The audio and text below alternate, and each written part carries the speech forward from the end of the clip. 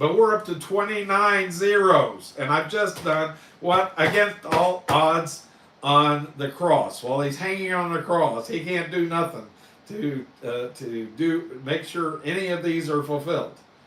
None of his disciples are even there except for John. All of them have left him. So it's not a conspiracy.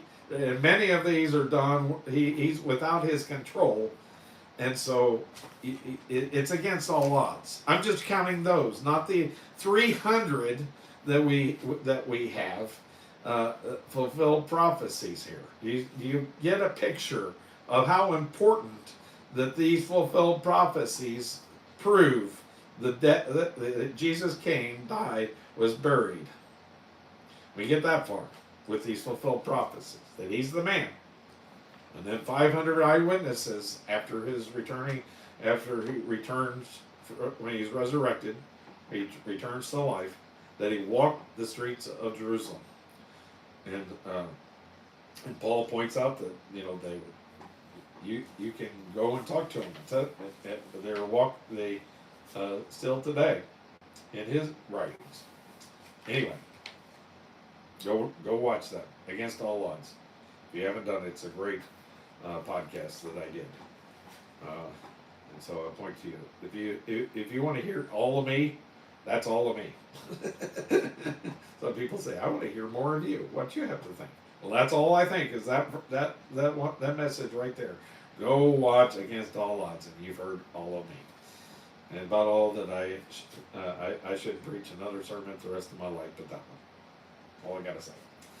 Anyway, so the in different versions. Verse 31. And the Jews, therefore, because it was the preparation that the body should not remain upon the cross on the Sabbath day, for that Sabbath day was an high day, besought Pilate that their legs might be broken, that they might be taken away. We want them dead really quickly.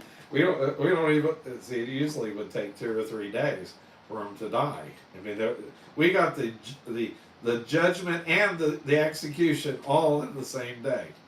You tried to do that here in America. The appeals process.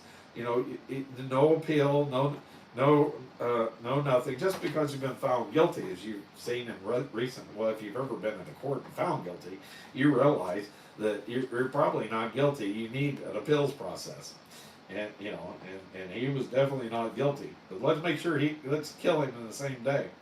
Then came the soldiers and brake the legs of the first and of the other which was crucified with him.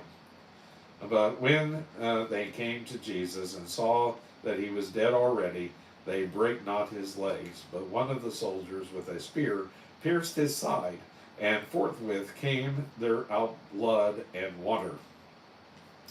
And he that saw it bare record, and his record is true, and he knoweth that he saith true, that ye might believe.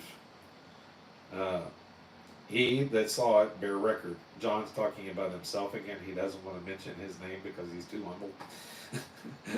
For these things were done, that the scripture might be fulfilled, the bone of him shall not be broken. And again, another scripture saith, they shall look on him whom they pierced. The first prophecy which John mentions, was fulfilled. It says, he keepeth all his bones, not one of them is broken, in Psalms 34 and verse 20. The second one still awaits fulfillment. They shall look upon me whom they have pierced, and they shall mourn for him, as one mourneth for his own son.